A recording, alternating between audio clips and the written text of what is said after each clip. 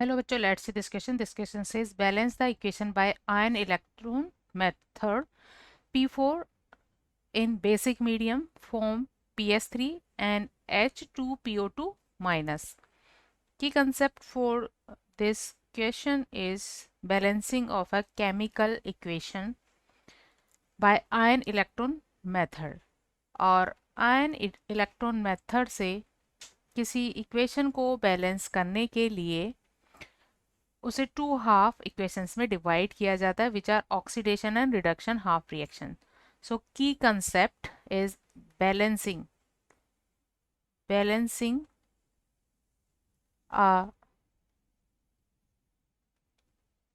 chemical equation by ion electron method.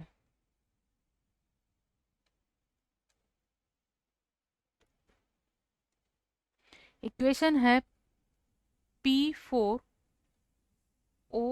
Minus PH3 plus H2PO2 minus.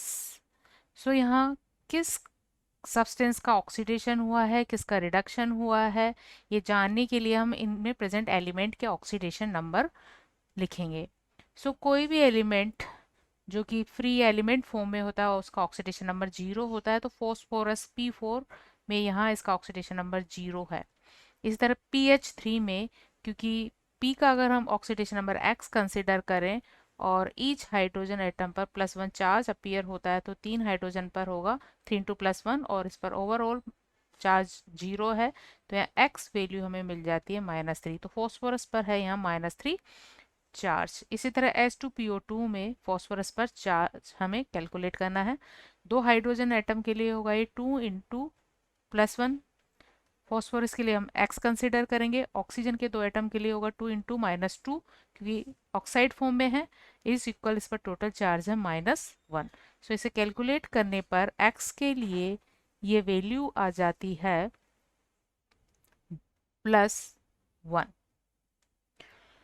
अब इसके basis पर हम ऑक्सीडेशन रिडक्शन हाफ रिएक्शन निकाल सकते हैं. यहाँ फॉस्फोरस का ऑक्सीडेशन भी हुआ है और फॉस्फोरस का रिडक्शन भी हुआ है. तो जब P4 से ये PH3 में कन्वर्ट हुआ है तो यहाँ हुआ है इसका रिडक्शन, क्योंकि 0 से ये -3 ऑक्सीडेशन स्टेट में गया है. इसी तरह फॉस्फोरस से जब H2PO2 का फॉर्मेशन हुआ है तो इसके ऑक्सीडेशन नंबर इंक्रीज हुआ है. तो यहाँ हुआ है इसका ऑक्सीडेशन. इस तरह में ऑक्सीडेशन रिडक्शन हाफ रिएक्शन मिल गई है. तो नेक्स्ट हम लिखेंगे oxidation reduction half reaction. Oxidation half reaction को O dot H dot R dot से रिप्रेजेंट करें, जिसमें P4 कन्वर्ट हुआ है H2PO2 माइनस में. इसी तरह रिडक्शन हाफ रिएक्शन जिसमें P4 रिड्यूस हुआ है PH3 में. अब इन्हें बैलेंस करना है by the number of atoms and by the charge. तो फर्स्ट नंबर ऑफ एटम्स या मास के टर्म में इसको बैलेंस करने के लिए हम ऐसे एटम्स जो हाइड्रोजन या ऑक्सीजन नहीं है उनको पहले बैलेंस करते हैं. तो फॉस्फोरस लेफ्ट साइड 4 एटम्स है, राइट साइड 1 है. तो इन्हें 4 करने के लिए इसे हम 4 से मल्टीप्लाई कर देंगे. अब अदर एटम ऑक्सीजन को बैलेंस करने के लिए यहाँ क्योंकि टोटल 8 ऑक्सीजन हैं तो left side 8 water molecules add कर देंगे. और हाइड्रोजन बैलेंस करने के लिए जिस साइड हाइड्रोजन कम है उतने H+ ऐड किए जाएंगे. तो राइट साइड 8 हाइड्रोजन है और लेफ्ट साइड है 16. तो राइट साइड हम यहाँ 8H+ ऐड कर देंगे. लेकिन रिएक्शन यहाँ बेसिक मीडियम में हो रही है तो इसको बेसिक मीडियम में कन्वर्ट करने के लिए दोनों साइड रिक्वायर्ड नंबर में OH- ऐड करेंगे. तो राइट साइड 8H+ है, इन्हें कैंसिल करने के लिए हम राइट साइड 8OH- ऐड करेंगे और इसी तरह लेफ्ट साइड भी करेंगे 8OH-. इस तरह से सभी एटम्स बैलेंस हो गए. इस यही बैलेंस हम RHR के लिए करेंगे. P4 PH3 में चेंज हुआ है. फॉस्फोरस बैलेंस करने के लिए राइट साइड 4 से मल्टीप्लाई करेंगे. हाइड्रोजन बैलेंस करने के लिए लेफ्ट साइड 12H+ ऐड करेंगे और H प्लस को यहाँ से हटाने के लिए दोनों साइड उतने ही नंबर में OH माइनस ऐड करेंगे। तो लेफ्ट साइड हम 12 OH माइनस भी ऐड करेंगे और इस साइड भी ऐड करेंगे। अब इस तरह से जो H प्लस OH माइनस हैं ये कंबाइन हो जाते हैं और ये वाटर मॉलिक्यूल्स फॉर्म करते हैं। तो यहाँ 8 वाटर मॉलिक्यूल हो गए। इसी तरह यहाँ 12 वाटर मॉलिक्यूल हो गए।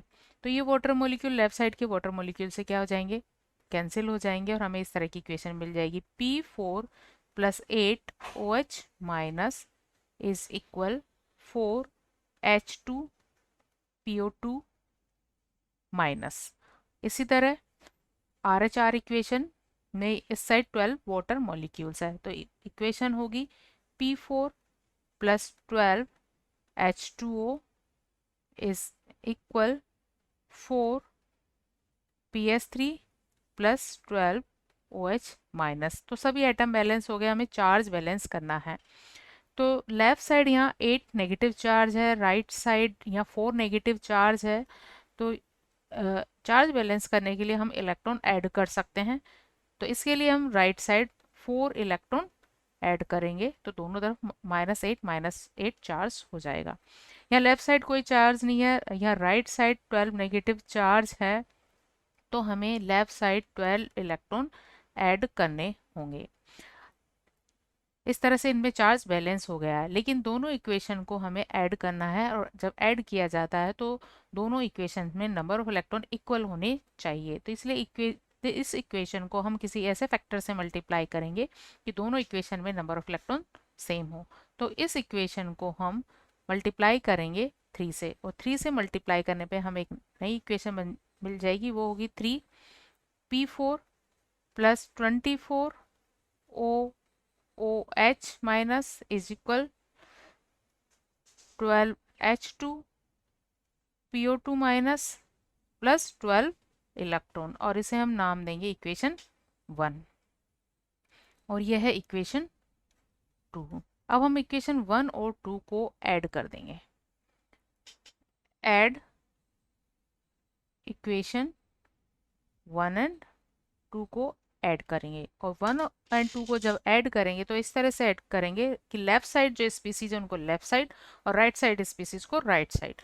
तो लेफ्ट साइड में यहाँ 3P4 और इस साइड एक और P4 है तो टोटल हुए 4P4। इसी तरह लेफ्ट साइड है 24 OH माइनस और 12 H2O। 4P4 units 24 OH minus species and 12 H2O। और राइट साइड है 12 H2 PO2 12 H2 PO2 and 4 PS3 12 OH minus 12 H2 PO2 plus 4 PS3 plus 12 OH minus. इसके अलावा है यहाँ 12 इलेक्ट्रॉन और इस साइड भी है 12 इलेक्ट्रॉन। तो दोनों साइड के इलेक्ट्रॉन कैंसिल हो जाएंगे क्योंकि हम इनको लेफ्ट साइड लेके जाएंगे तो माइनस साइन आएगा और ये कैंसिल हो जाएंगे। इसी तरह से यहाँ 24 OH माइनस आयंस भी यहाँ से कैंसिल हो जाएंगे और यहाँ रह जाएंगे केवल 12 OH माइनस। तो इस तरह हमें एक ओवरऑल बैलेंस इक्वेशन मिल गई है। ओवरऑल इक्वेशन इसमें है 4P4 plus 12 OH minus plus 12 H2O।